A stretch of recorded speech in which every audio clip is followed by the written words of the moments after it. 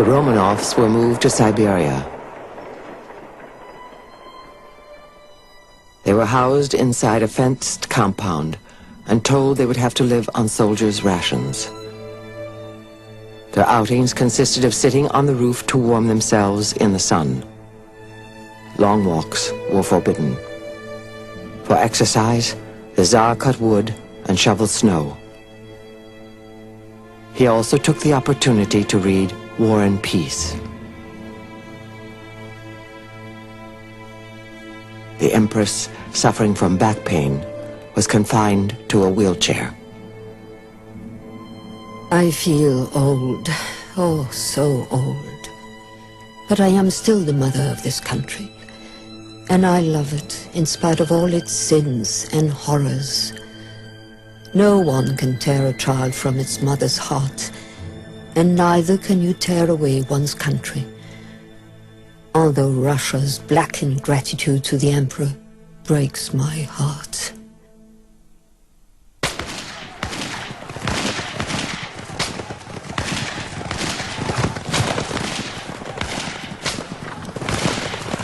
Outside their compound, Russia was in the midst of civil war.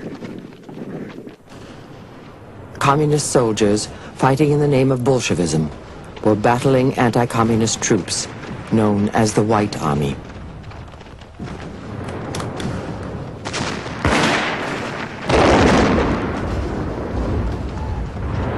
Sides had been forged in the crucible of the Great War, and its brutality was now brought home.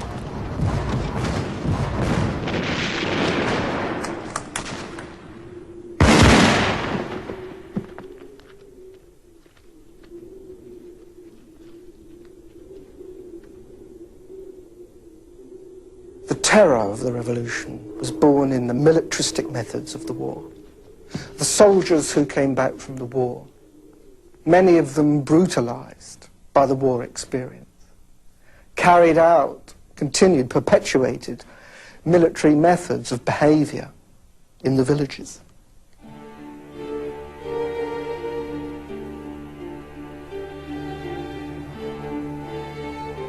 We are completely ignorant of what goes on outside, receiving neither newspapers nor letters. It is prohibited even to put one's head out of the window at the risk of getting a bullet in the face.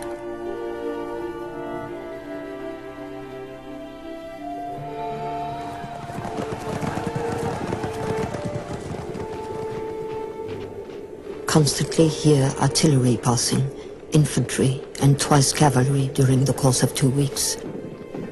Wounded arrive daily to the town. Nicholas and Alexandra had begun to understand that they would not be rescued. But they hoped. There were some messages sort of slipped into the house saying, we are here, we are trying to rescue, signed by a white officer. And as the White Army got closer, the local Ural Soviet and the central authorities in Moscow had to figure out what to do.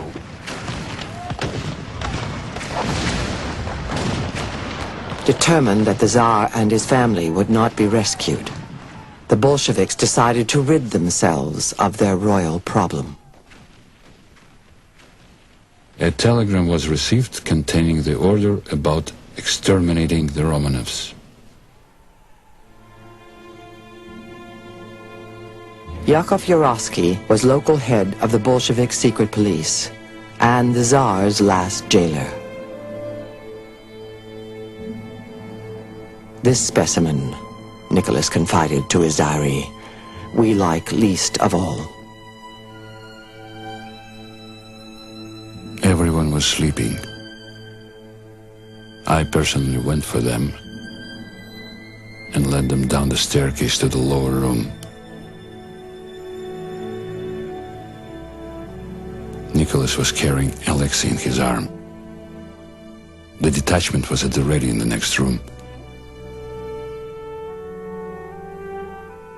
I ordered 2 chairs to be brought in. Nicholas seated Alexei on one, Alexandra sat on the other. I told the Romanovs, In view of the fact that your relatives continue the attack on Soviet Russia, the executive committee has decreed that you be shot. Nicholas turned and faced his family, then turned around to face me and asked, "What? What?" Nicholas was killed outright. Alexander also died immediately. But Alexei and his sisters were still alive. They had to be shot down.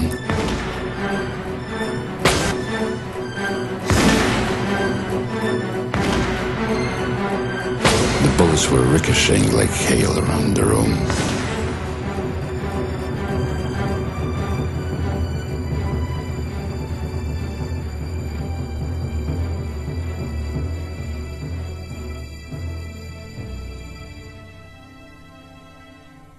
The execution and removal of the bodies took 20 minutes.